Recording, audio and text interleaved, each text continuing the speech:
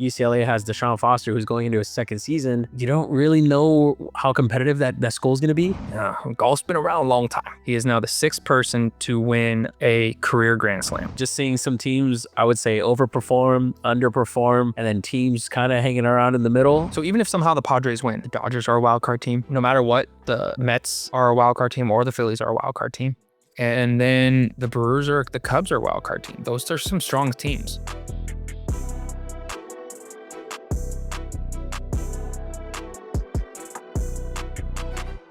What's up, everybody, and welcome back to the Play by Play podcast.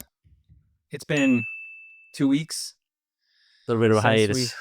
Since we sat down here last, and oh man, a lot has happened while we've been gone. Probably 2 of the worst weeks we could have sat out, I would assume. Unfortunately, a lot of scheduling conflicts.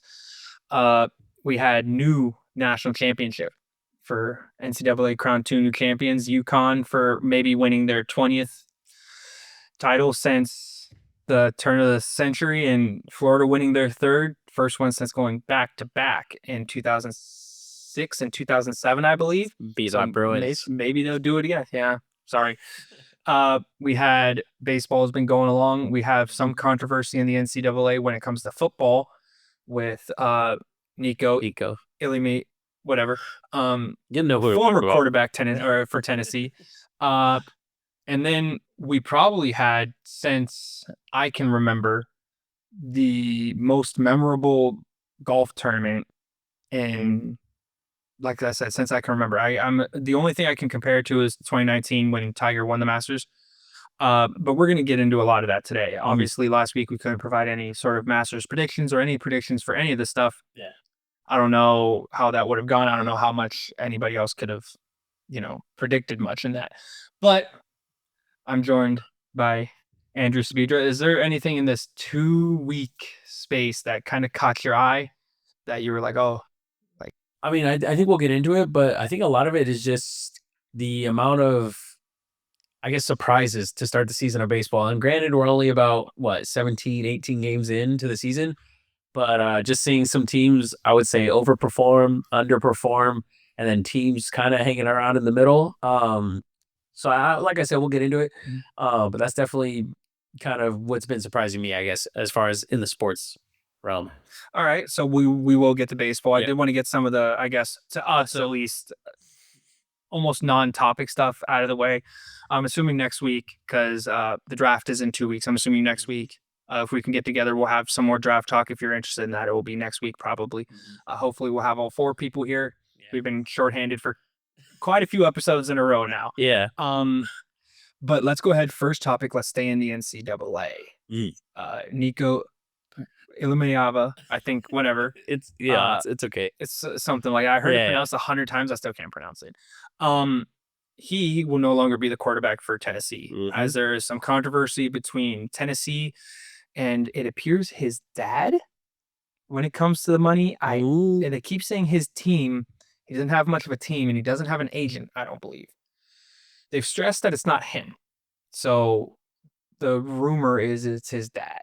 But there is a rumor that he wanted more money, an obscene amount of money, and Tennessee said no. Yeah. There's also a rumor going around that he was shopping other colleges before he went to Tennessee, and one of the other college coaches called Tennessee and said, hey, I'm just letting you know this is going on. Yeah. Now, there's some speculation on who that is. Some people have said maybe Ryan Day from Ohio State. Some people have maybe said Dan Lanning from Oregon. But 2 teams that argue, or 2 schools that arguably need a quarterback as well. But I'm interested. There isn't a huge market, it seems, right now for Nico. It seems like a lot of schools are just, we have a quarterback. We've already paid our quarterback or something like that. And they don't feel like he's worth the $5 or $4 million price tag that he wants to put on. Yeah, it's definitely, I think, a pay raise from what he was getting before, which is part of the issue. $2 million is what he got last year, allegedly, and he was a first-time starter for them. He redshirted his first year and then started this last year, and he was good. Yeah. I mean, he ranked about mid-table when it comes to SEC quarterbacks. Now that is pretty top tier. Obviously, it's tough. You would argue. Yeah, I was about to say. Yeah. You'd argue that. At least this year, it was probably the second best conference in the NCAA. Yeah. I mean, you had arguably for sure. Yeah, One or it two. goes one or two. Top Yeah, it's two. the only two, Yeah. realistically. But so I'm interested. When this news broke, it immediately went into my head. He's perfect for USC Yes. because they need a good quarterback. They need to win. Lincoln Riley needs to win, Yeah. or he's Certainly. probably out. I would assume. Yeah. Now a lot of colleges will pick him up. Yeah. I would assume, but he needs to win, and they certainly have the money. But it seems like rumors are that they're out. It seems like Oregon's out. Ohio State's out. Well, you're starting to run out of schools that need a quarterback and that are willing to pay the $4 million price tag it takes apparently to get him. Yeah. So I'm curious, where do you think someone like him lands? There's a lot of speculation that it could be back at Tennessee. I think that bridge is burned. Yeah. So where do you think he'll be suiting up next year to play? Well, if I'm not mistaken, he's not allowed to pick an SEC team. He is not. So because of the whole conference So about transferring within. No Georgia, no Bama. Georgia lost Carson to Miami, and Bama obviously losing Jalen Milroe to the draft. The draft. Yeah. So I mean that takes out a lot of heavy hitters. As far as guys that you would expect to be in the mix for the conference or not conference championship, but so I mean a team for me that I would see is probably the Big 12. Or because if you think about it like this, I mean teams like USC who they might say what? You mean Big Ten then? Oh shit. No, you're good.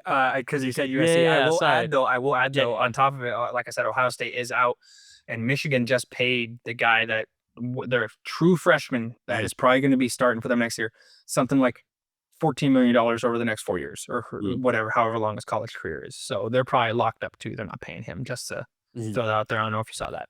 Well, I did see something about maybe UCLA being an option. Now, the only issue I run in with that is it's how competitive are they going to be? Because I mean, they went from being a school that people predicted that they might win 2 games last year. Granted, they ended up winning, I believe it was 5 or 6. But I think you just look at like that for a guy who's probably going to want to go to the draft next year, or at latest in 2. You want to be at those good schools with good weapons, good coaches around you. Whereas UCLA has Deshaun Foster, who's going into his 2nd season, and you don't really know how competitive that school's going to be. So it's just one of those things where it starts to become, how competitive do you want to be versus the money versus, so I think maybe UCLA, that'd be maybe my best option as far as, still a good prestigious school, but like I said, how competitive will they be is another question. I guess the only I can only think that he's not going to go for the $4 million. No. I think this is going to go maybe until the end of the transfer portal, and then he's going to be like, well, I got to just play football. Yeah. And you're going to see probably in all likelihood even a pay decrease from what he was getting from Tennessee. Yeah. Which would be an ultimate business move. The wrong kind. Yeah. And honestly, one of the only places I can see him is they also are losing their quarterback to the draft. Oh. And they were a national championship runner-up. I believe. Okay. I know where this is Riley Leonard's going to the draft, and I could see Notre Dame certainly has the money. It seems all right. I mean, I don't know. I guess, they'd have to find out how he is as a person, too. Yeah. Apparently, he's a good dude and all that. He's a great leader. But the risk you have is, okay, you want him for at least 2 because he has 2 more. No, he actually only has 1 more because of the red shirt. Because of the red shirt. That's why I was like, you kind of want 2, right? Well, and now it's you run into that problem where it's like, do they stay for the money?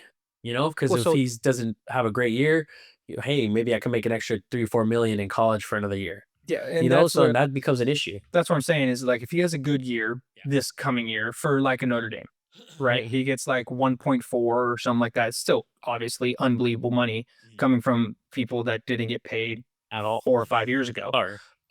Yeah, at all, except for the McDonald's bag in the dorm room.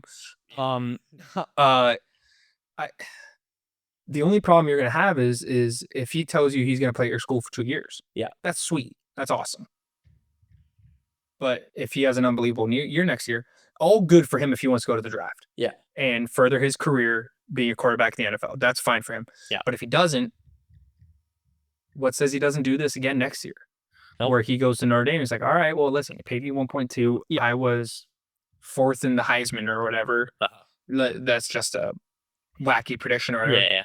Like, I need more money. And now you got to pay me the $4 million I wanted in the first place.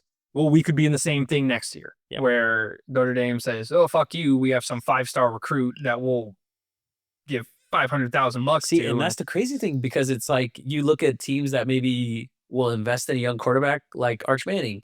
You knew he wasn't going to play over Quinn, but you knew that he was the future. So it's like, hey, we'll pay him the money now and we'll have him for when he's ready. So it's like, but they had him sit for, obviously he played a little bit last year, but he sat the year before.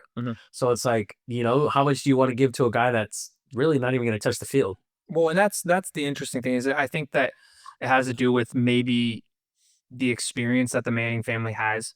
Yeah. They had no problem with Arch sitting behind yours. They really like the coach down in Texas, Sarkisian. Steve. Yeah. And so I think that it's just the experience I think that they have. Okay, well, he needs to learn.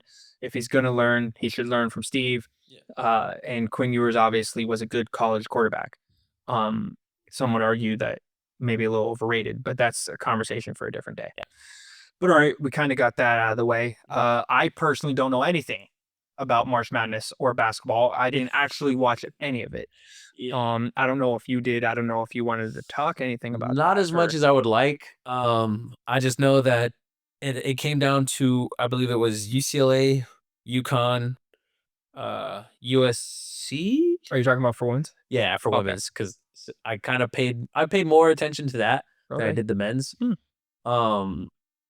But they just had the draft. It's crazy because you look at the way the NBA is kind of structured, and they're not going to have their draft for months. Yeah. But then you look at the women, and we got Paige won, and then she got drafted first overall like 3 days you later. got Haley, who just won a national championship, and now she's, And when did their season start? When do they suit up? Like, when?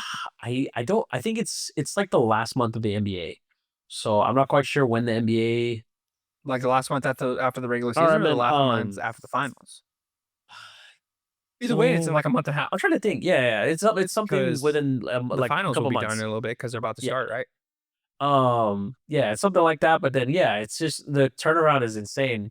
It just kind of shows like maybe they don't have a real combine system. But yeah, no, it's just basketball, like in the NBA. Like, yeah, it's, you know what you're getting. Like, yeah, for the most part, everybody knows how the first 5-6 picks in the NBA draft are going to go this year. Like, but yeah, no, you look at those guys, and I don't believe the NBA draft is until like mid-June maybe.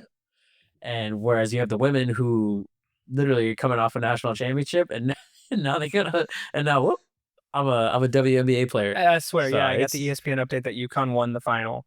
And then like 3 days later, I got an ESPN update that Paige got selected first overall. And I was like, Haley? Haley. I thought Paige got selected first overall. Let's take a look real quick. Whatever. Either way, while you look. I could have sworn, but like that turnaround is insane. It was like 4 days or 3 days or something like that. Normally you see look at the NFL. Yeah, we're not going to have anybody selected. The draft is in 2 weeks. Season ended the second week or third week of February. Like there was months that went by before you had any sort of draft or anything like that, or realistically a few months until a conversation of a draft. Oh yeah, I think you are right. Yeah, Buckers. My bad. Oh, I know what I got mixed up. Okay, it was just I thought Haley went first, but she just ended up going back to play for UConn. No, with her old teammate. Angel Reese. Oh, okay. So that's right. I don't know why I thought they had the first pick. Yeah, okay. I got mixed up. Yeah, you're right. All right. So, and then the last thing we'll touch on before we get into great baseball. Yes, sir. Is another great thing, and I'll die on the hill saying that certainly the weekend, but the Masters in general is unbelievable. Yeah. I mean, I'd want to put it like top 5 sporting event. Certainly in the United States. Maybe not audience wise, but just everything that goes along with it. Like it's most definitely, in my opinion, the best major and the best golf event to watch. Absolutely. The course is beautiful. It always has so many stories, and they got to figure this shit out, because when you have the LIV and the PGA guys playing, all on one course, it's unbelievable. The leaderboard's stacked, all the time. It's unbelievable, and in that we had an unbelievable result. Rory McIlroy is now the 6th person in the history of golf. Golf's been around a long time. Yep. And organized golf has been around for a very long time too. He is now the 6th person to win a career Grand Slam. Okay. I had a feeling that's where you were going with it, but I just wanted to make sure. So for anybody not watching, the career Grand Slam is the Masters, the US Open, the British Open, and the PGA Championship.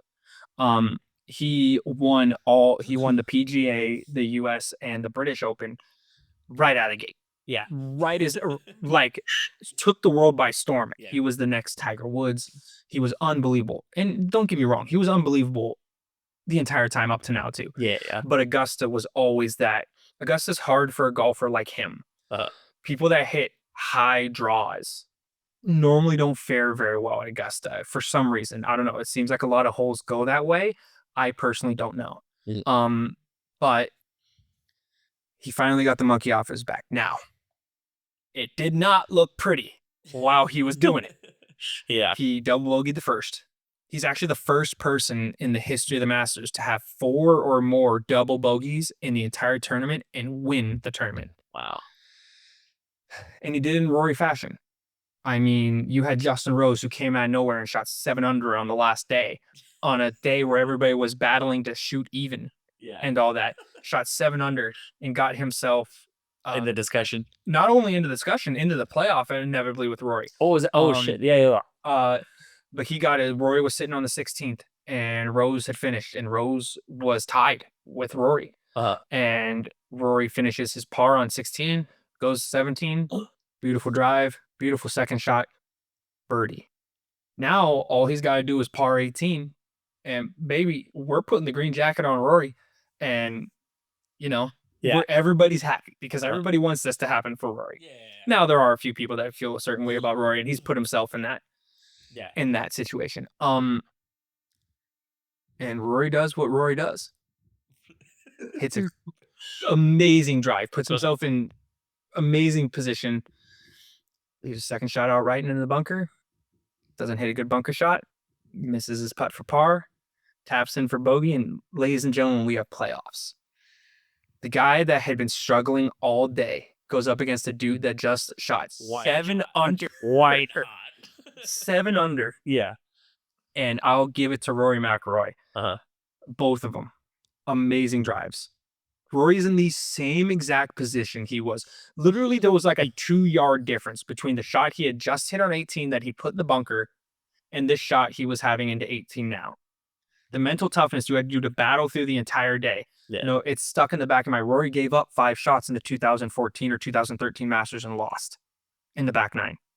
He had a huge collapse. Rory's known for the collapse. Rory, half a year ago, missed a 3-foot putt to inevitably, he would have won a 3-foot putt in the US Open. And then Bryson did what Bryson did on the last hole. One of the best shots golf's ever seen out of the bunker. But Justin Rose hit first, hit it to about 10 feet. Beautiful shot. Perfect shot to just kind of have a chance of birdie, see par, probably play another hole. Yeah. Like I said, I'll give it to Rory. Rory stepped up from the same exact position and stuffed it to 2 feet. And Rose missed his putt, and then we finally put the green jacket on Rory McIlroy. And it was awesome to see. You could see that. I don't know if you've seen it, but he makes that 2-foot putt. And I will tell everybody this. 2-foot putts at the Masters aren't exactly like you're putting in your backyard. Yeah. those an old golfer used to say that he used to practice putting for the Masters on his garage floor.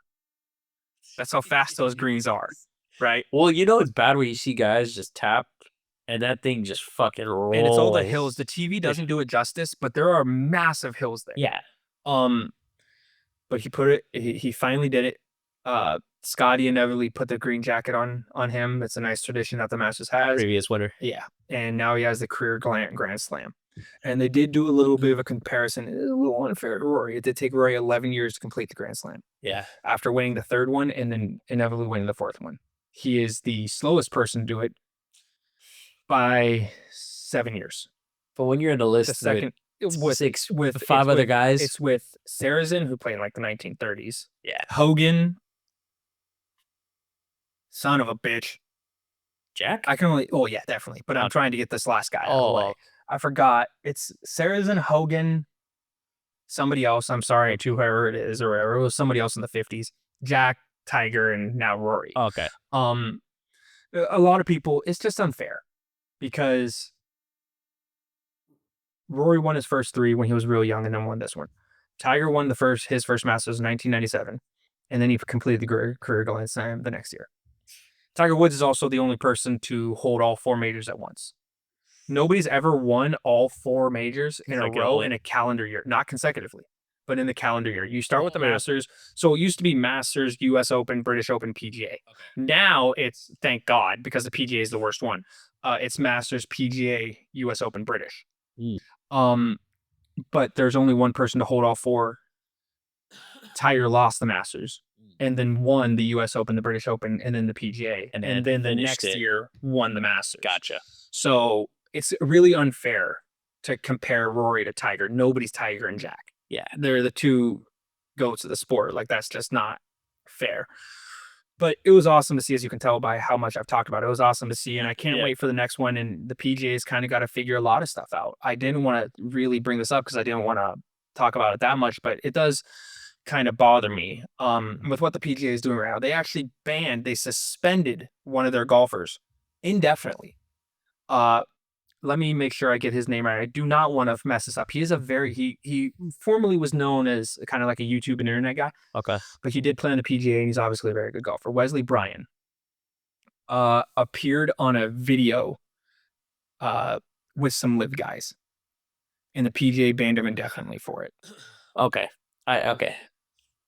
I think that's bullshit. Yeah. I don't like that at all, because on the other hand, they gave a sponsorship to another content creator. His name's Grant Horvath. And this is no offense to Grant Horvath. He's a really good golfer, probably deserves it. Right? But he's done videos in the past with live golfers. He's done a break 50 with Bryson DeChambeau. He shot multiple videos with Phil Mickelson. I believe he has a video with Brooks Koepka.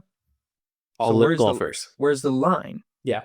Like, you're going to try to get a guy in that created videos with live guys, but not one of your own guys. I just think that's BS, and it kind of proves the point to what live was trying to prove with the PGA. You can't blame this guy for wanting to make content. The PGA doesn't pay people. Yeah. The PGA, until live came around, the PGA was, hey, you better make the cut, or you ain't getting nothing. You don't get any money. You got to pay for your travel to the course. You got to pay the fees.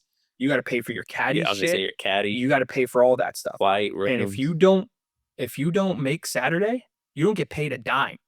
Nothing. And that was, how are you supposed to be a borderline? Yeah, okay, for Tiger it works. Yeah. Like, but how are you supposed to? Yeah. You can't.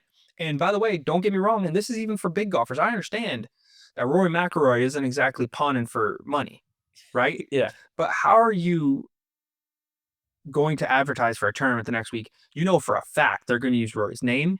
You know for a fact they're going to use Rory's image. You know that for a fact they're going to advertise the shit out of Rory McIlroy. Yeah. And then Thursday, Friday come around, Rory doesn't play so well, misses the cut. So you're just going to use all his name for that? You built up, he made you a bunch of money. He's Rory fucking McIlroy. Like, he made you a bunch of money, and you're not going to pay him? Like, that's some BS. And that's why I do like what Liv did, where they just gave some money up front. Yeah. Obscene amount of money. Oh, but whatever, like, good for them. Yeah. But I just think that whole thing's BS. And the PGA, I don't know. I don't think it's ever gonna work out. I think that this is gonna be a divide we're gonna see for a long time, because for some reason the PGA is holding this moral high ground. It's like, we're not gonna take the bad blood Saudi money. It's like, okay, that's cool, but one of your main trophies is the FedEx Cup. Don't look into who owns FedEx though. Or one of the tournaments that's sponsored like in 2 weeks. Yeah. Don't look into who owns that company though. Yeah. Or maybe the vendors that you use, or like half the sponsors that you use. And like, hey, listen, we're sponsored by this. You don't know that some prince in Saudi Arabia owns that company. Yeah. but that's because they're not directly connected. That's good. It's fine. It's no big deal. Like, you know what I'm saying? Like that stuff bugs me. You don't have any moral high ground. You don't. You should pay guys for if you're going to use their name. Yeah. And that's just how it is. Now that I'm done with the rant and we've recapped on 2 weeks of amazing sports, let's get into the sport that we enjoy the most. I believe you said, I don't know if you wanted to lead off with this or not, but I believe you said you did have a little bit of a segment. I did. Of teams. Yeah.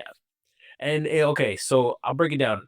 The segment I want to do is in or out. And it's pretty much just to give us a little consensus of where these teams have started the season. And pretty much I just want Brian to pick whether he's in or out. And that's just kind of the future for these teams as far as if we're in, do we think they'll succeed in the future going forward? Or if they're out. Just this year though, right? Yeah. Just for the season. Or if we're out because we're like, well, they've dug themselves a hole. They're not looking too promising. Injuries, whatever. You might have your reasons. So yeah, let's get started. All right, and real quick, at least for everybody at home and all that, I will be basing this off of if I believe they can contend for the playoffs. Yeah, that's what I'm going to be basing. Absolutely. Yeah. Alrighty, let's start with the first team. I want to go with the Baltimore Orioles, who sit at 7-10 and last place in the AL East. I'm a first in. Okay. I'm going to say I'm in.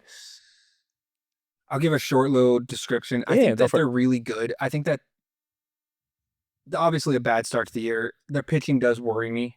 They don't have very many guys. And their owner saying that he brought the fences in for Gary Sanchez is normally not the greatest thing of all time. Yeah. I don't think the AL East, is that strong. Maybe the AL East will find its level, when June comes around and all that. But I don't think that 7-10 is insurmountable. Yeah.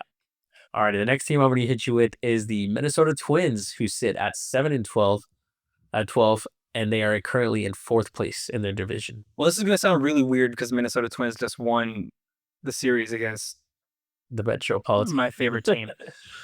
But I'm going to say they're out. Okay. And the reason is before this episode started, their pitching has been unbelievable. They've been so good. But you still have no Lewis. During the series, Carlos Correa got hurt. I don't know how hurt he is. I haven't seen any reports or anything like that. God, I hope that we don't say it's just an amount of time until Byron Buxton gets hurt again. Right. But you're also they are struggling to score, and you don't have Carlos Correa, and you don't have Lewis, and at some point maybe don't have Buxton. It's going to be a little difficult, for them to win a whole lot of ball games. Even though, although the Central's probably going to end up being tight between a few teams, I just don't see it. Yeah. Okay. Fair.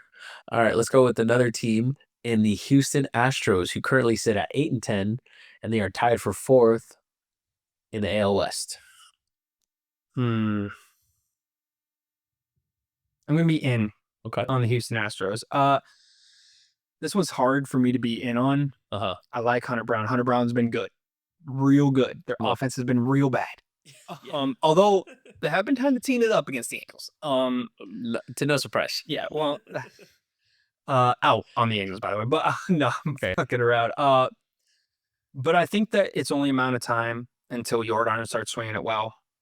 Maybe I think that Altuve's not swinging it bad right now, which is weird for a position adjustment. Normally see a little bit of a drop in numbers. He's not swinging it terrible right now. Preda is also hitting pretty well. I just think they're going to have to see a little bit more production from the bottom of that order. And at least for the last 10 years or so, it just seems like the Astros figure it out. They always find a way into October. Yeah, like I said, I base this off of if I think they're going to make the playoffs. And I do. I think the AL is the weaker of the two leagues this year. It might be different in a year or two, but I think that the Astros could easily sneak into the playoffs. And then when the Astros are in October, fucking who knows? Yep. What? Yeah. All right. Next thing I want to hit you with is the Atlanta Braves, who currently sit at 5-13 and last in the NL East. That's tough. Because I don't want a hot take. I don't want a freezing cold take and have the Braves knock the Mets out of the That's why I do this. They just got Strider back. I don't know when Acuna comes back, to be honest. That timetable is pretty uncertain right now, but it's probably within the next month or so. Well, that's a lot of baseball to play. That's a lot of baseball. That's a lot of baseball. And you start at 5-13.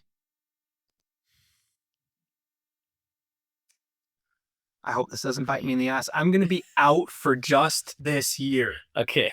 Just this year. That's what this is for. Yes, it is for this. Yeah. And the reason is like I said, I think the NL is a lot better division or a lot better league. Hopefully the Mets can continue going. They're leading the NL East right now. Right. I don't know if that's going to be the case towards the end. But the NL East is pretty strong this year, certainly top heavy with the Phillies and Mets.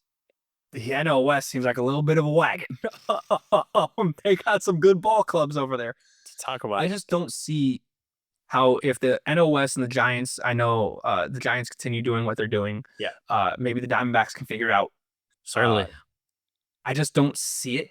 Yeah. Right now, I think it's that situation where they've dug themselves too far. I think that because you got to give Strider a little bit of time. Mm-hmm. Like, he's not like today. I mean, he didn't exactly get lit up. Yeah. But you got to give him some time. There's going to be some rough patches in there, maybe. And having no Acuna, shit, that seems like, obviously he's the best player on our team. Yeah. But their offense seems uninspired without him. Yeah. I mean, Matt Olson isn't hitting, which is really odd because it's not like Acuna protects Matt Olson. Yeah.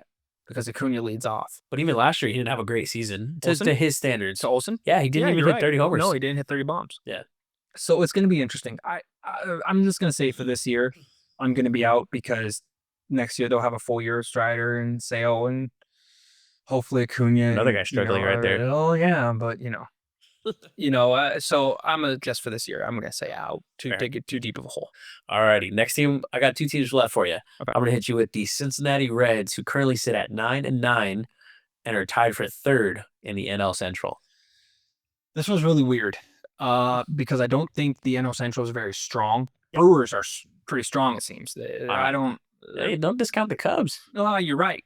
So that's actually, all right, the wagon I'm all the way out on the Braves, actually. I mean, there are a lot of good teams. The NL is strong. The NL is very strong. I think that I'm going to have to be out.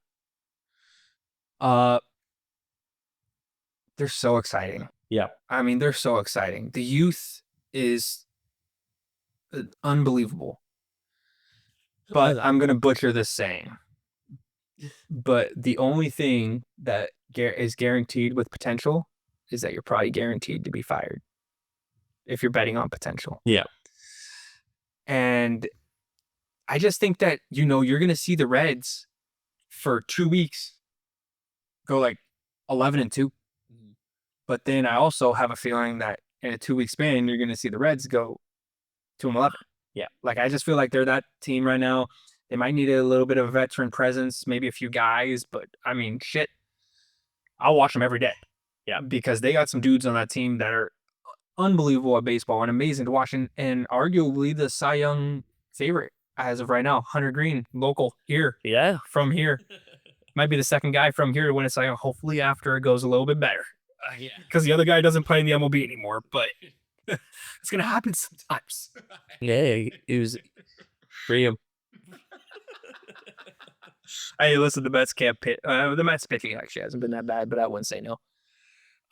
Yeah, so I'm gonna have to be out. I just think that the NL is just so strong, man. Like, I'm thinking about like last place wild card teams because like even though the Padres are hot, and if the Padres keep it all the way up and they win the division somehow, it's not completely blown out of proportion because the Padres are a good squad. Yeah. And they're winning games without Jackson Merrill and a few other guys that they still have hurt. It's pretty impressive. So even if somehow the Padres win, the Dodgers are a wild card team. Uh-huh. No matter what, the Mets are a wild card team or the Phillies are a wild card team. Mm-hmm. And then the Cubs are a wild card team. Those are some strong teams. And then,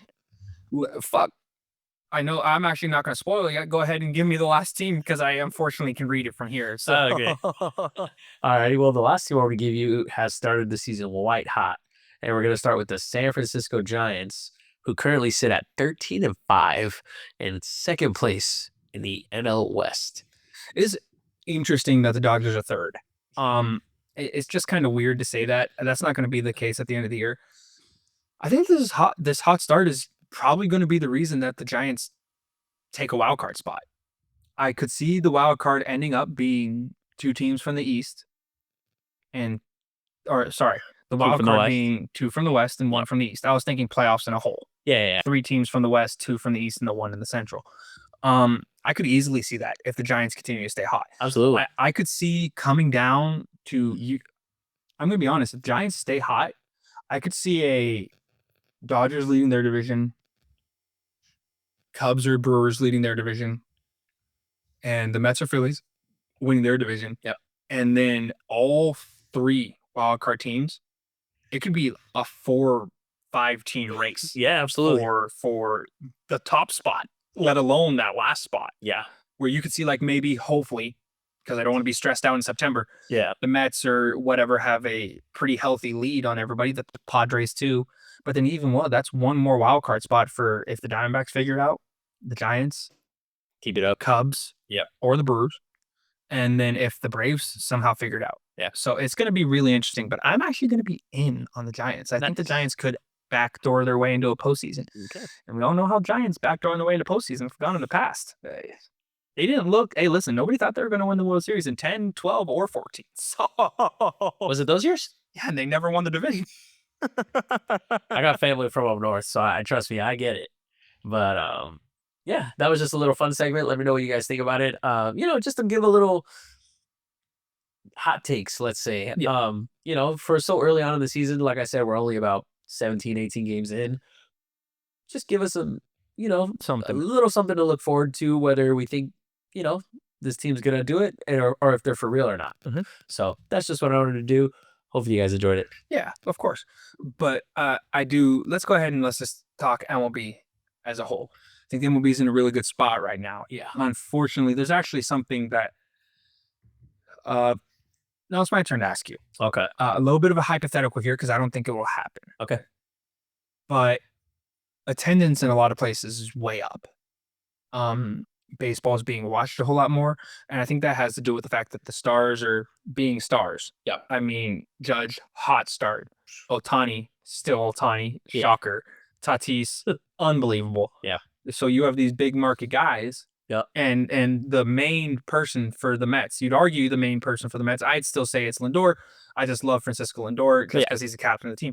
But probably, arguably, besides Juan Soto, the second most popular team on the Mets, certainly with the way the offseason went, was Pete Alonso. He's raking, these big market teams having their best players perform. Yeah. And that's always going to bring views up. Yep. People like watching players play well. Mm-hmm. No sport's going to do well if the stars aren't performing. But although attendance is up, attendance is way down in some places. The Miami Marlins have averaged something like 7,000 or 8,000 people at their stadium per day or per game. Yeah. So far this year. That obviously has been tracking for quite some time, where they're not getting asses in the seats. Yeah. And some of those years, they weren't too bad. They weren't too bad. I mean, I understand that, the one year they made the postseason was in 2020. They couldn't have any fans. So, fair enough. So maybe we'll give you a break. Yeah. So maybe it would have been a little different then. Yeah. But it doesn't look like they're going to be very good anywhere near the future. Yeah. Could you see in a situation where, so 2-part question here. Okay. In the future, could you see the Miami Marlins moving? And if they do move, where would you like to see them? I think the fun answer would be yes. But just realistically, I think we'd see other teams move elsewhere before them. Just because don't get me wrong, it's not an old franchise like the Yankees or the Red Sox, but it's definitely a team that has some history in it. World Series title. Yeah. And I think it's just a team that they're a byproduct of you've been bad for so long now. Obviously, like we said, successful in 2020 to their standards.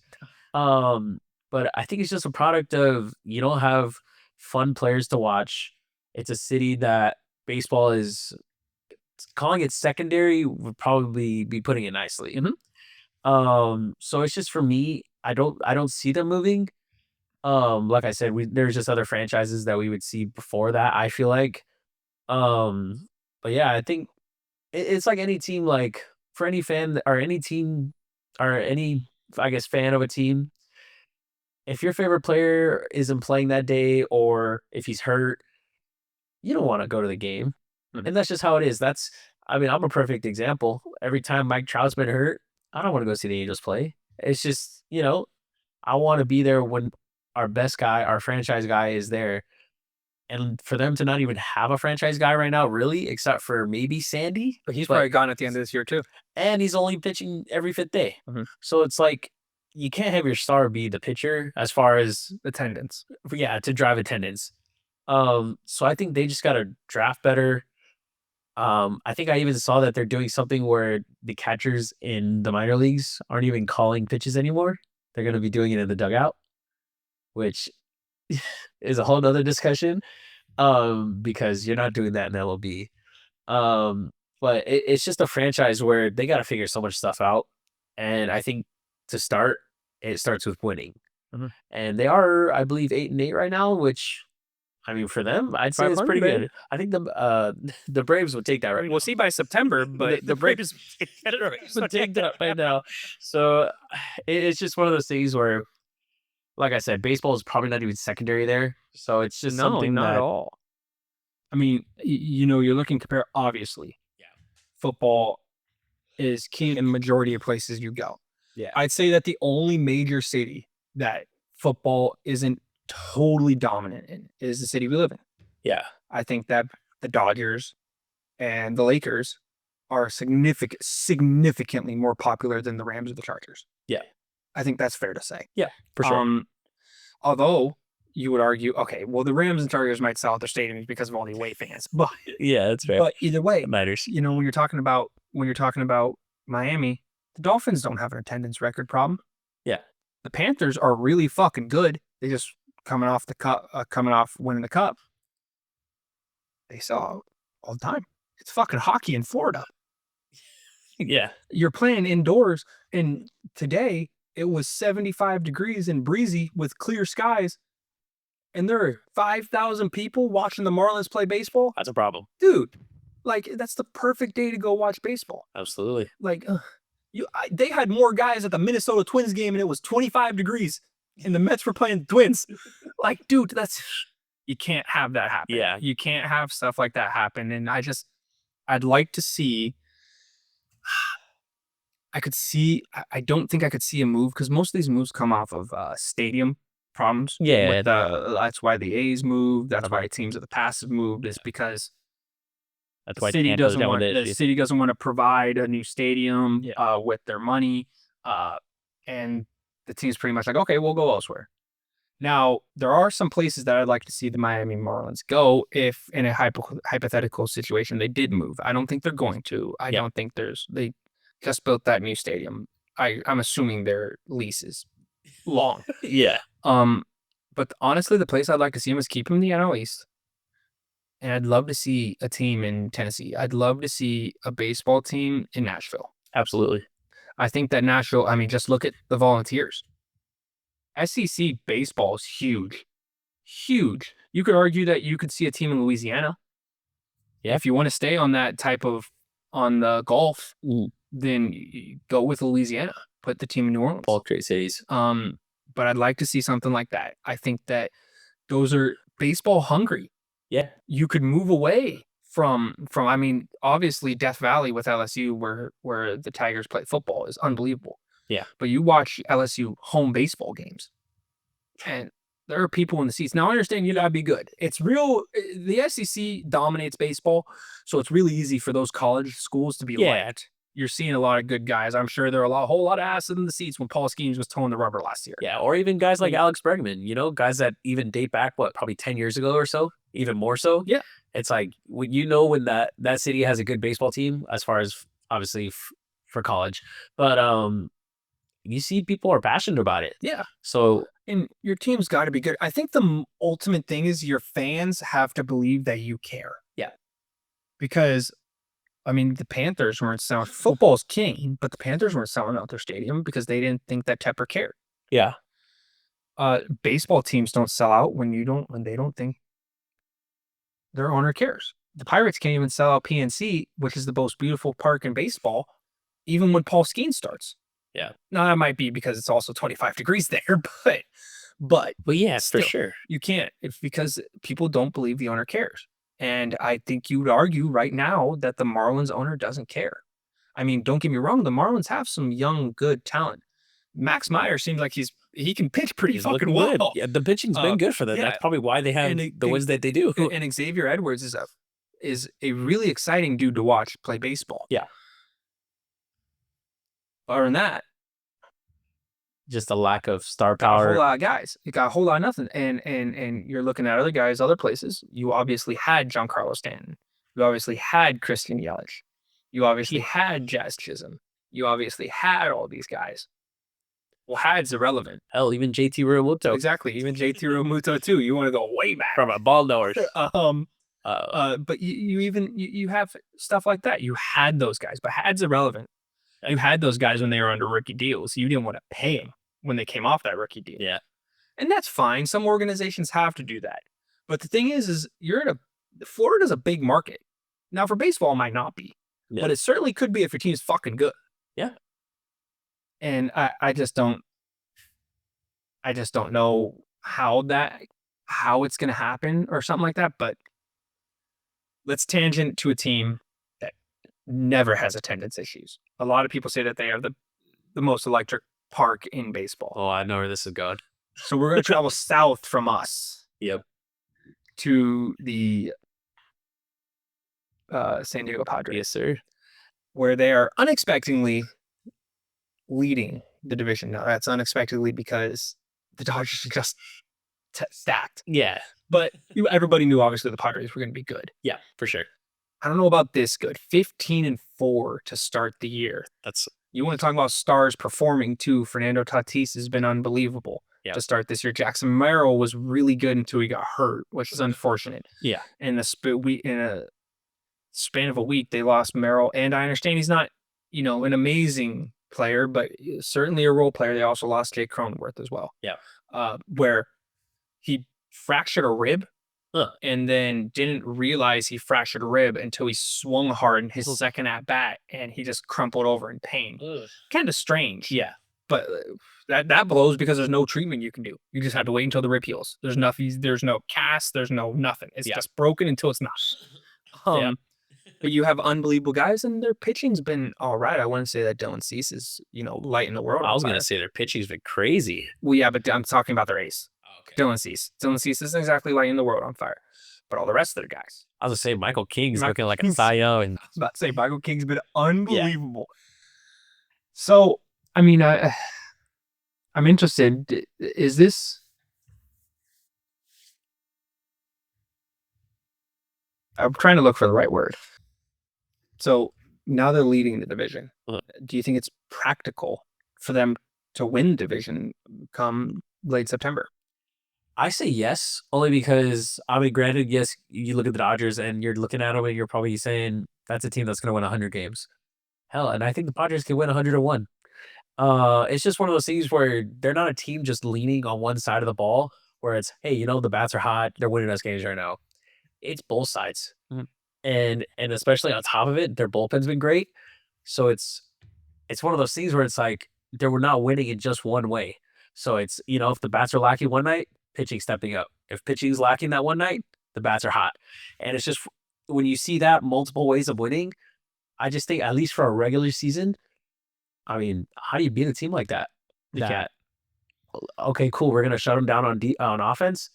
Well, shit, we can't hit against their pitchers. So it's one of those things where they're finding so many ways to win that as long as they stay healthy, and I mean, you've seen how they did in the playoffs against the Dodgers. They were a game away.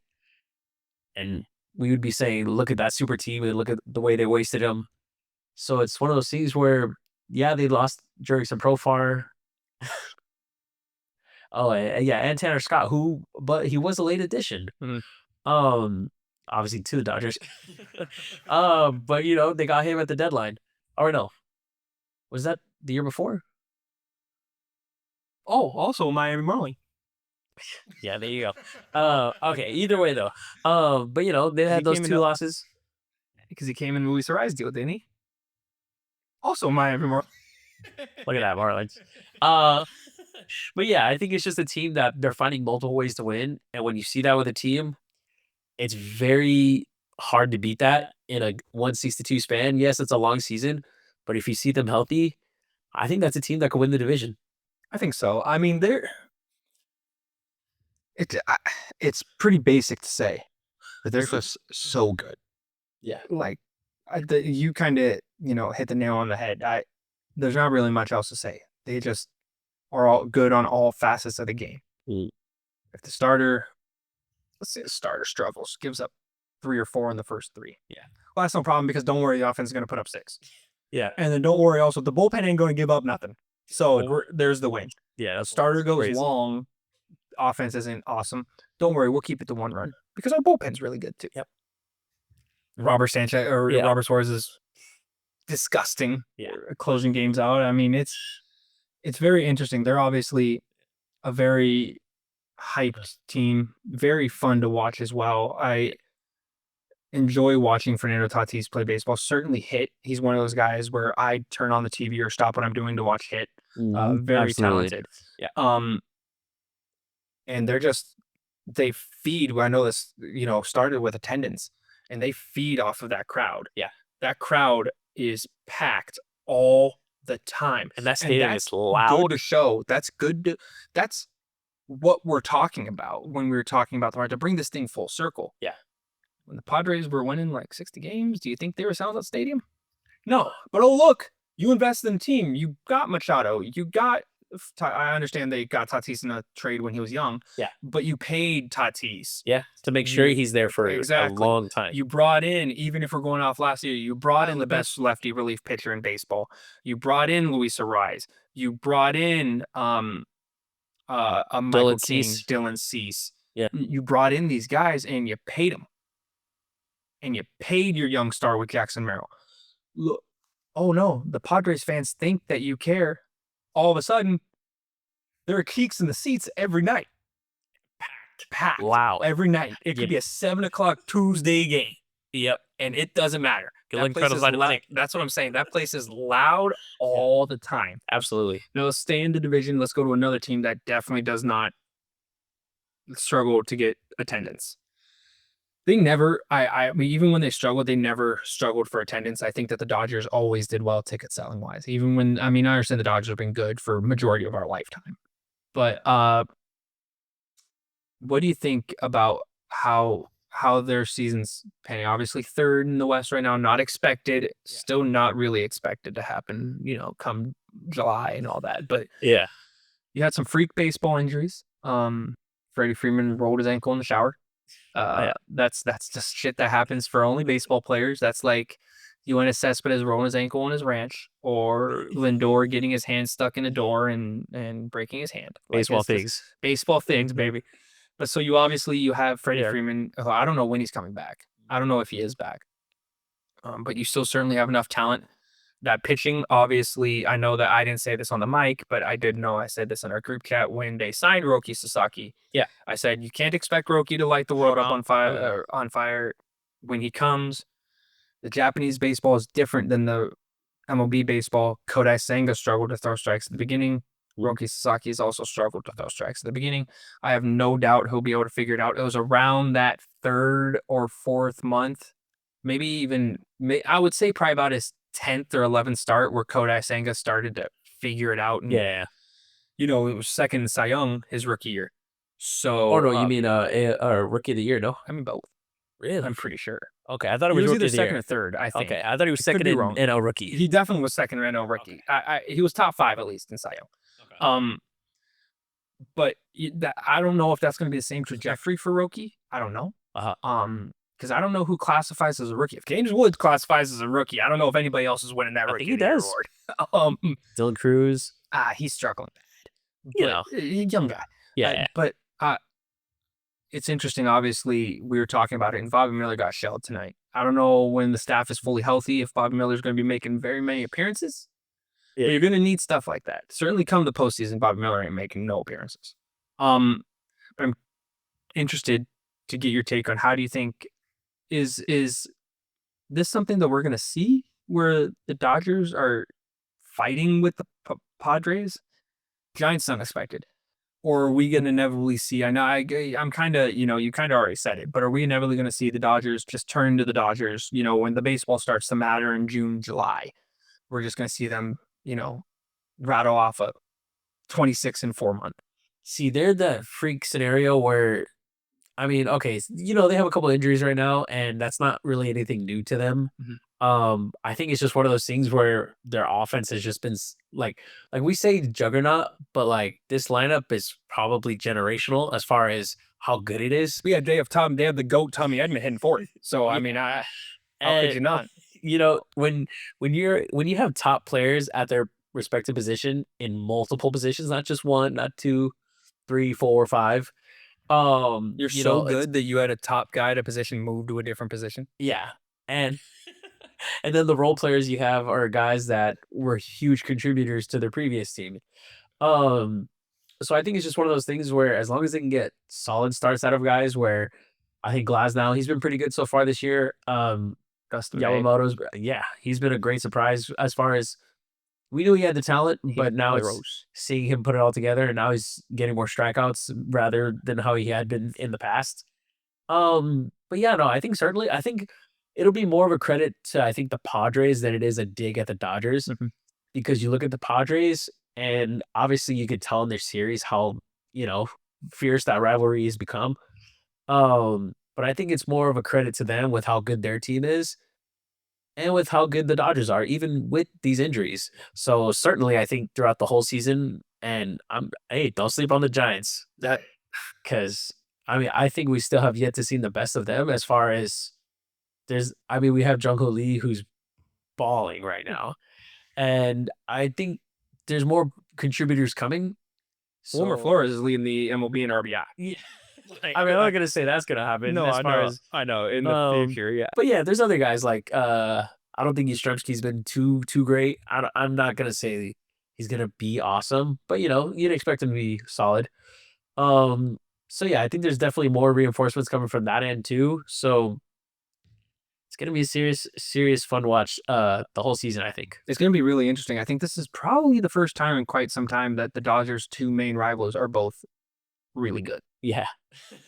Like really good, because you had the Dodgers Giants heated rivalries in the early 2010s when the Dodgers were winning the division, the Giants were winning the World Series, and they hated each other. And then it slowly started to morph, and the Giants kind of fell off. They weren't very good for quite some time, and here come the Padres, and the Padres were fucking good, and they still are.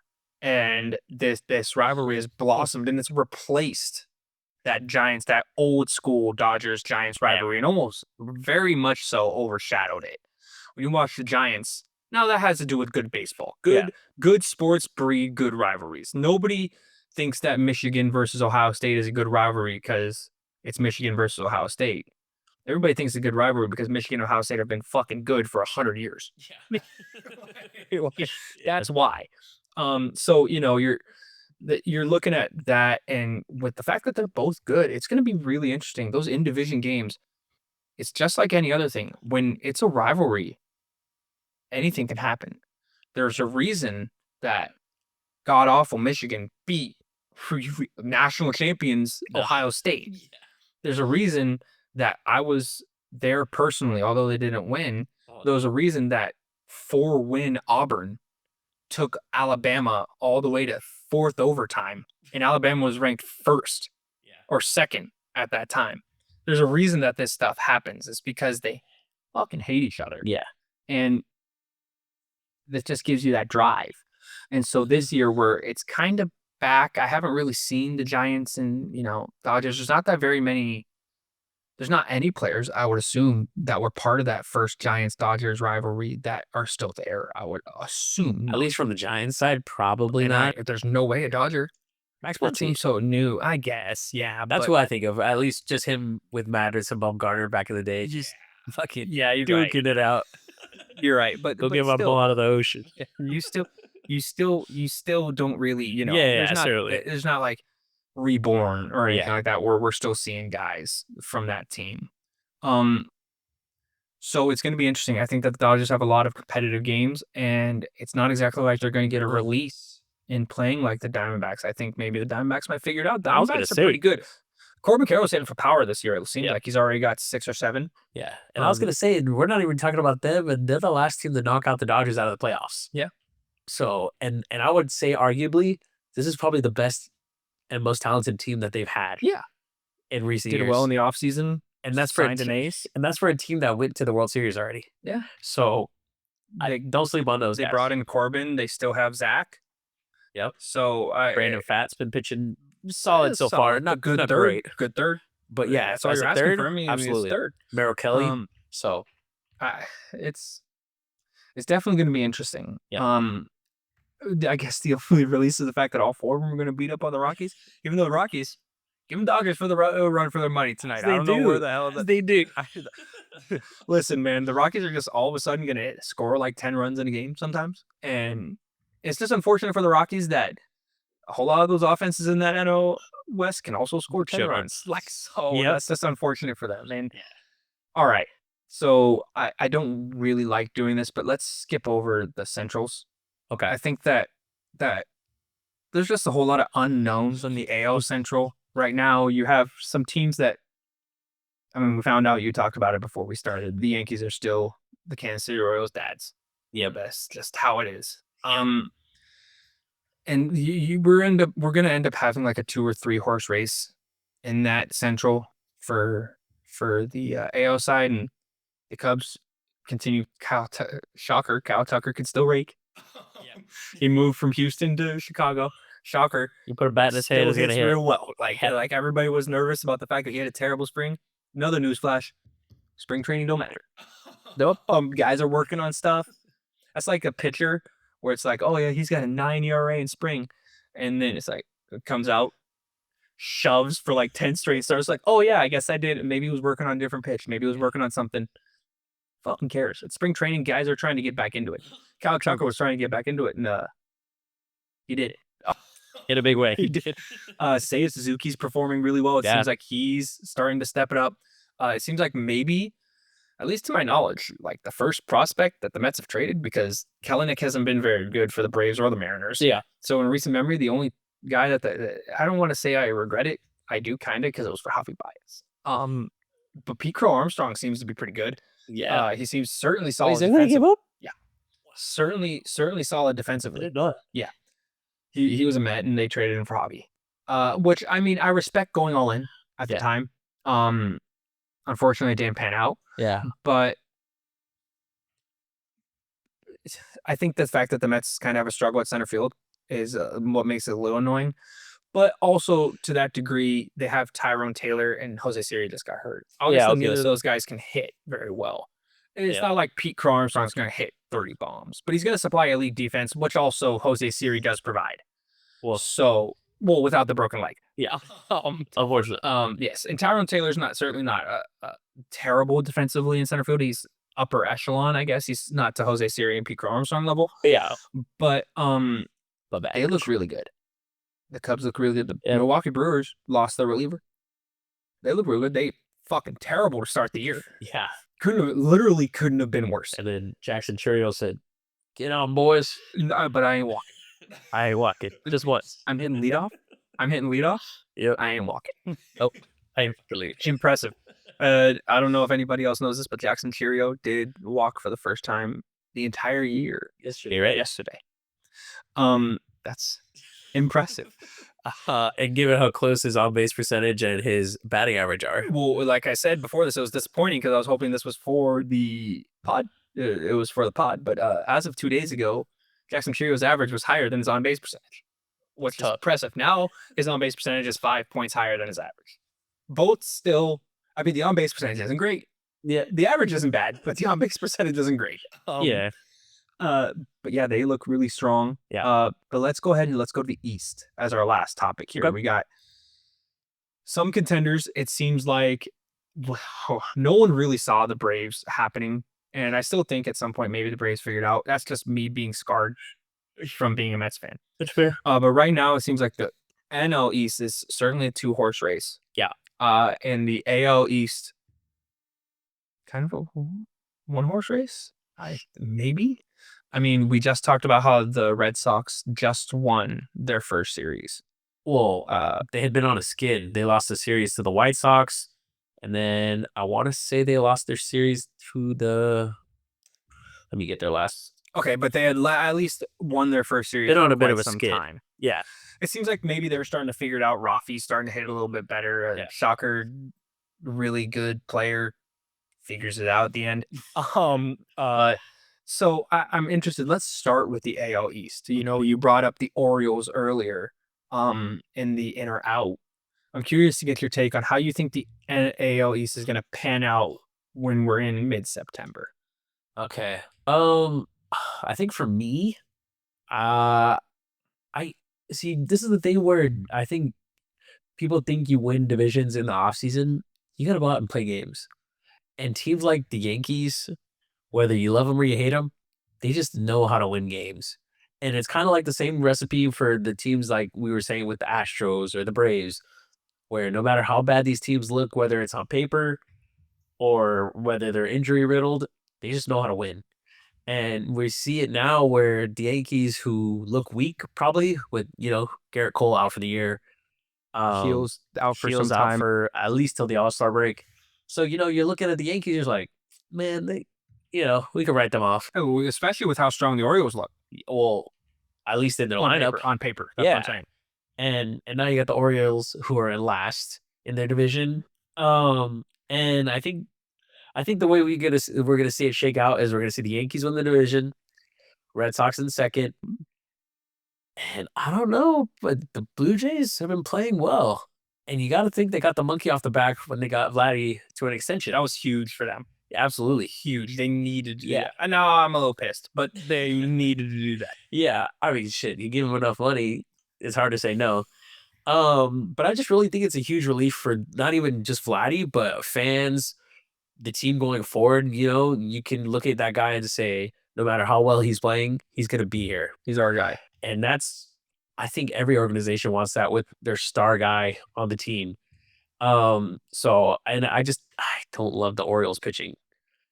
So, the Rays, their rotation's looking really good, which to the surprise of absolutely nobody, Yeah. they have the pitching factory. So, They won't have him in 3 years, but they have it now. Yeah, so I think it's the way it's going to shake out is Yankees, Red Sox, Blue Jays, Rays, Orioles in last. Really? You think the Orioles still finish high? Until they trade some of those prospects for some more pitching, that rotation's horrible. I'm not even going to sugarcoat it. It is bad. It is really bad. You got your best pitcher in Grayson Rodriguez, who can't stay healthy for more than 5 starts. Yeah. You got Charlie Morton, who's 40, 41, just getting lit up to start. Granted, it's to start the season, but when you're in a division with the Yankees and the Red Sox, who probably guys are going to win 90 plus, you gotta play good baseball all season round. Mm-hmm. And it's just a team where I don't love their rotation, and the hitters aren't hitting right now. Where are you gonna win your ball games? You got to get to the bullpen first. Now, I don't know as far as how they're shaking up in the bullpen right now. I know Batista's back, but you got to put yourself in positions to win to get there anyway. Yeah, I was about to say, Batista can only help you when you're in the winning situation. So I think it's just a team where I just don't love the rotation and the bullpen. I mean, and like I said, until you trade some of those young guys for some pitching, at least sustainable pitching, how are you going to win? I mean, their lineup's real good. Yeah. But I mean, Jackson Holiday hasn't even gotten off to a bad start. He had a grand slam today. Oh, really? Well, even better. My take look even better. Yes. But I don't know. That's just how I see it shaking out. What about you as far as division-wise? For the division, I think that, real boring to say, but the Yankees seem to be king. Yeah. To surprise of nobody, Aaron Judge destroys baseballs. It doesn't matter if Juan Soto's in front of him or Jazz Chisholm Jr., and it doesn't matter who behind them. Right now they have Austin Wells. Or Bellinger, one of the two. No, Bellinger hits in front. Really? Actually, I think Jazz Chisholm hits behind him. Either. I mean, look at the names. Look at the names we're putting out there. It doesn't fucking matter. All right, it doesn't throw matter. It up and they're all the same. Yeah, it doesn't matter. Yeah. He can still hit. He's on pace to probably hit 50 plus again. I'm assuming he's on pace to hit like 60 plus. Now we might see that. Yeah. But it's gonna be. I don't know. It's just gonna be difficult it'd be hard for me to imagine them not winning the division. I think the second wild card team comes out of there. I'm flip flopping between a few. If you were to ask me about the Blue Jays, I think I'm still all the way out on the Blue Jays. I still, when it comes time to the meat of the season, I don't think they have the pitching that can hold up. For Chris Bassett, brother, That man. that man dealing. The best pitcher on the Blue Braves Jays. struggling. Let's keep it that way. Yeah. Fuck. Chris Bassett shoving. Yeah. But I just don't see it towards the middle of the season. Bo hasn't had a terrible start to the season, which is nice to see. Maybe a little bit of a bounce back for him. Power numbers a bit down. Oh yeah, but power numbers were down last year, and Yeah. I mean, Vladdy got off the schneid today. yeah, So- which is almost inevitable. I think. I think that the whole bad season for Bo kind of worries you about him getting out of schneid, but everybody knows that like if Vladdy has like 4 bad games, it's only a matter of time. Yeah. So, Vladdy will go like 0 for 15, but then don't worry, he's gonna follow it up with like a 7 for 13 right after that. So it doesn't matter.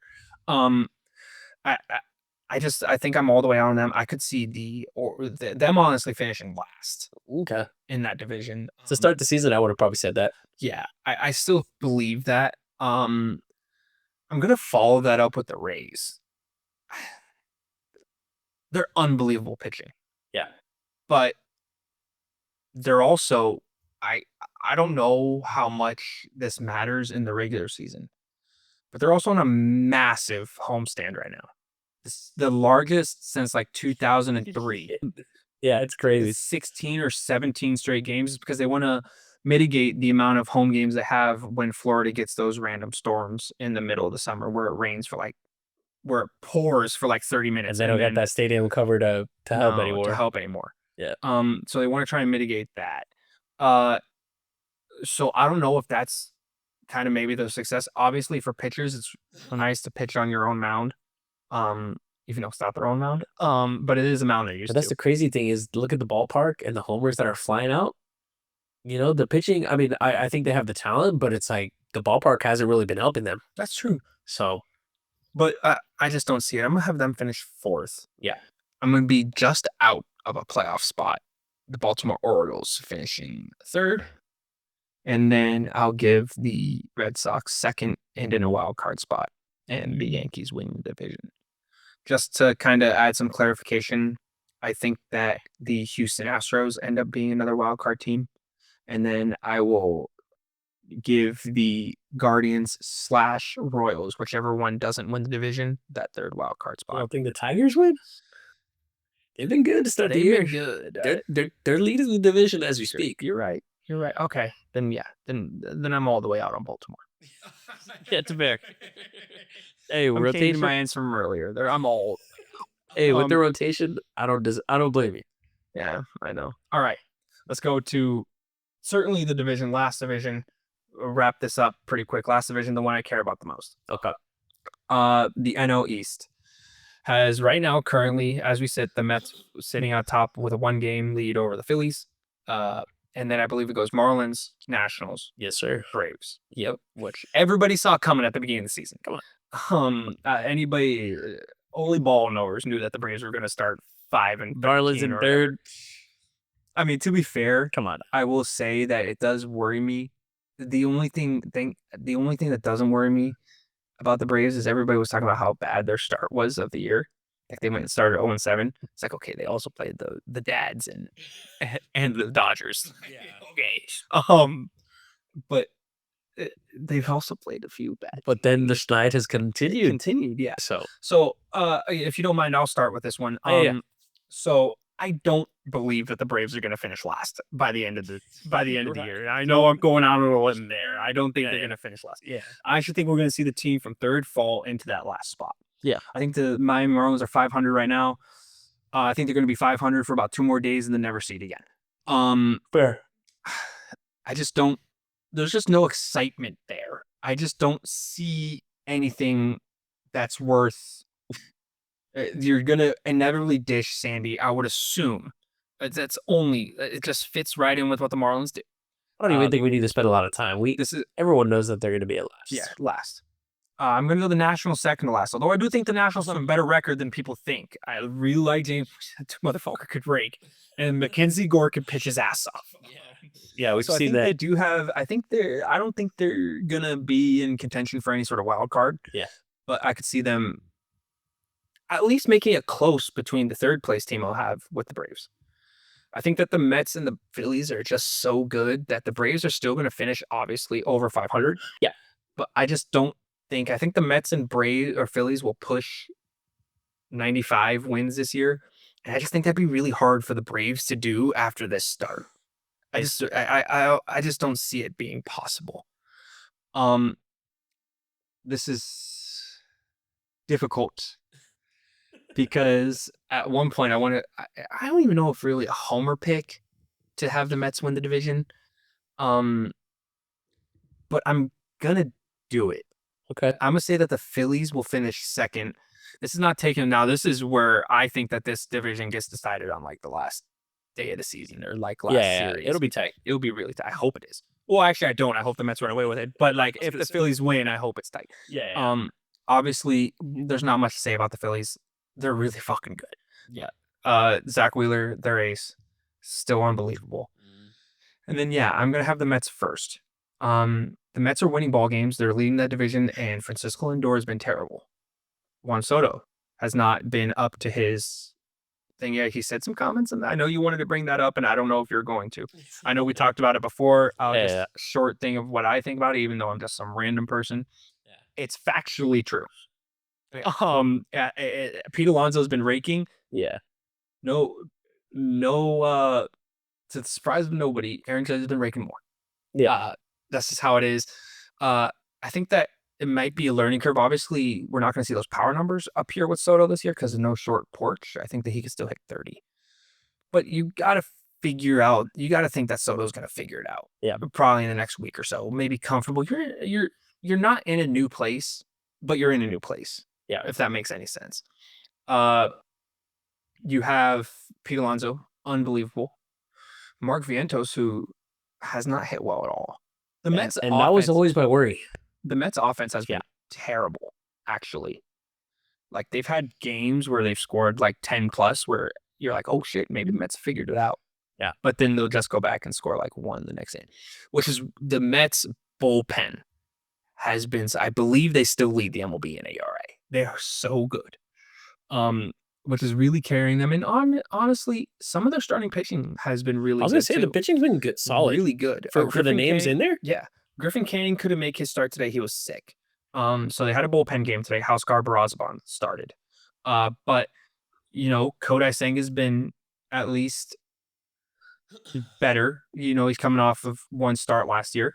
And you're still missing what a lot of people would argue is your ace. Sean Manaea is out for at least another month. And it's not exactly like you look at the Mets rotation, you're like, oh yeah, these guys are going to be the reason the Mets win ball games. Yeah. But it is. That's just kind of how it is. I can't explain it. Thankfully, some guys that I really like, I own one of his jerseys. I don't think it's down here, but Tyler McGill has been and the guy I've always loved from the Mets, David Pearson. I know I've said his name a few times. David Pearson is really good too. He had a good year last year. Hopefully continue it this year. But so there are some guys that certainly promise. Maybe Tyler's figured it out. I don't know. But yeah, for that reason, I'm gonna have them edging it over because I think that although I don't watch much Phillies baseball because I despise them unless they're playing the Mets. Yeah. I just think that the Mets are playing very poorly right now on the offensive side. That like you would assume they're gonna figure it out, and maybe they can get the wheels turning and be better than 11-7, even though 11-7 isn't terrible. Yeah. Especially in a strong division like that, where they've only played one division opponent, and it's been the Marlins. Well, I meant as far as like, games are going to be traded, so it's like if you play, I think you play your division opponents 12 times now or something like that. You split the season with the Phillies, you're feeling pretty good about it. Yeah. But I think honestly, I'm thinking about it, and I think I'm gonna have to agree. The thing that's really kicking me about the Phillies is the fact that their bullpen is just so bad. And I've always been a fan of, hey, you might make fun of the Angels for lack, but you know what? They know who they're putting in the ninth inning, and I think it becomes an issue with a team that you're having a carousel as to who's going to close out today, which usually it's a good problem to have when you have a bunch of good pieces and guys haven't Yeah, really set into the roles. when you're the fucking Dodgers Yeah, and you're deciding between Kirby Yates, Tanner Scott, yeah, it's pretty easy. That's the kind of right problem you want to have with who's going to close tonight. Whereas for them, Jordan Romano's not looking very good. And then you just have other guys, who's he might close tonight, or this other guy might It close also tonight. depends on availability too. Like you might have, you can't have who's a lefty Straw, Alvarado, Alvarado, and then also the long hair lefty Matt Strom. Strom, Yeah. Strom. It becomes an availability thing. Yeah. Like, oh, Hugh, we can't use Strom to close tonight because he pitched in the 6th inning last night. Yeah. Because he's also a 6th inning guy. He's also a 6th, 7th, or 8th inning guy. Yeah. So what's really interesting then, the spoils for the Dodgers is the fact that, oh no, we can't use Tanner Scott tonight because he pitched in the 7th inning last night. He's not ready. Fuck it. Let's just bring in fucking Kirby Yates. He got Cy Young votes last year. Why not? That's the right problem you want to have. Whereas for the Phillies, it's, hey, we paid, although on a 1-year deal, you paid them a lot of money. So With Jordan? Yeah. And it's just, I don't know. It's just not a situation where a team would love to be in come the 8th, 9th inning. You're kind of like, shit, who's he going to pitch tonight? Is he going to pitch Alvarado? Is he going to pitch Strom? Is he going to pitch Romano, who hasn't looked very good? So, and you can only just push the right button kind of the only a certain amount of times. Yeah. There might be a weak stretch where you push the right button, that guy comes in and shoves. But then there might be a weak stretch where you don't, and that guy comes in and gets lit up. You're definitely right. The guy in the 9th inning or the 8th inning, because a lot of teams like to do that whole 1, 2, 3, 4 coming up. Let's put the closer in the 8th. By the way, Mets, I hate it too, but the Mets do it. Yeah. With Diaz. But that's how it is. I mean, Diaz is literally almost strictly throwing in saves unless he hasn't gotten worked in like 4 days. Yeah. Like, I think Diaz come in like 3 or 4 times this year. Damn. Well, because unfortunately for the Mets, they either fucking murder a team because they're hitting one game, or they're losing. Yeah. So yeah, but you're right. The 9th inning guy is key. You need to know who to bring in. And if you have to make the decision once a week because you're winning ball games and that guy's thrown 4 or 5 times a week, that's all right. Everybody understands that guy needs a rest. We need to bring in another piece to close this game. Now, what you see with these good bullpens is the fact that it's like, oh no, we have no Edwin Diaz, who's going to throw the 9th inning. Oh, let's just bring in 2-time World Series winner Ryan Stanton, who hasn't given up a run this year. It's a good problem to have. Yeah, exactly. That's what I'm saying. And he was really good last year too. I understand that Ryan Stanton isn't exactly a household bullpen name. Yeah. But he is very good. At least he was last year for the Mets, and then this year again. Or, in the Mets case, they've brought in Reed Garrett in the 9th inning a few times. Once again, not a whole household name, but shit, I don't give a fuck if you're a household name or not if you don't let the other team score. Yeah. That's all I care about. Yeah, but so that would be my really only drawback with the Phillies. Obviously, you look at their lineup, great. And then you look at the rotation, great. And I mean, look at Jesus Luzardo, shocker, great, former Marlin. But that's just the only thing I have is you can be a great team for 6, 7 innings. Doesn't matter if you're not winning in the 8th or 9th. Look at how many times the Mets came back against Phillies. Yeah. And I would say, and that's with having an established guy in Estevez, and you lost him. So it's like, I don't know. He also gave up the home run to Lindor. Yes, and that's probably why they didn't bring him back. But that one at bat. But yeah, I would say that's just my drawback with the Phillies.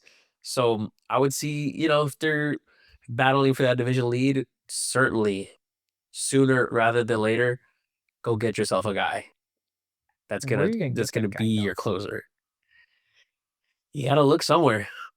I mean, because the answers are not within. No, I mean, the bullpens are so weird though, because you can sign some guy that had like a 7 ERA the year before, and then look at that, he's got a 1, sub 1. Like, okay, I feel like it's kind of weird like that. That's kind of I mean, I'm not gonna say they would trade him, But you look at a team where you don't expect them to contend.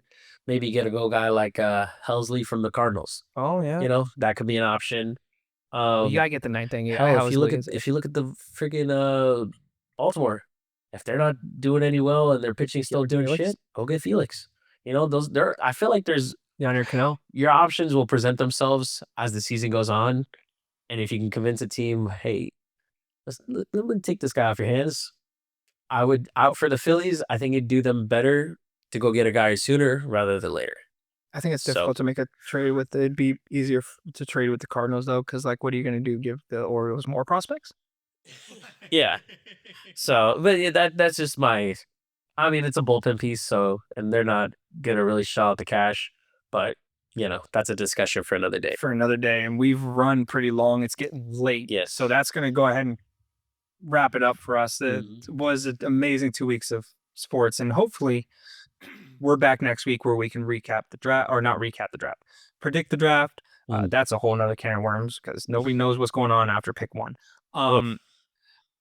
We'll recap the draft. We'll talk some more baseball. Maybe the whole transfer portal stuff gets figured out. We'll talk more about that. Sprinkle a little hockey, maybe. And yeah, the Stanley Cup playoffs start this weekend. Yes, sir. Unfortunately, the Avalanche have to play the Stars, and unfortunately for you guys, the Kings have their yearly reunion with the Edmonton Oilers.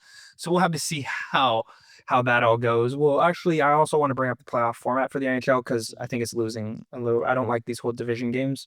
But that's once again a conversation for another day. Let us know any other topics you guys want us to talk about. Yeah. We aren't exactly dry on topics right now, obviously, but Yeah. we always want to talk new stuff. I wouldn't say give us any weird sports. At least the two of us have decent knowledge in soccer, not MLS. Don't ask us about MLS, but European soccer. Sorry about your boys today. Heavens. But yeah, we're gonna wrap it up here. Thank you guys for watching.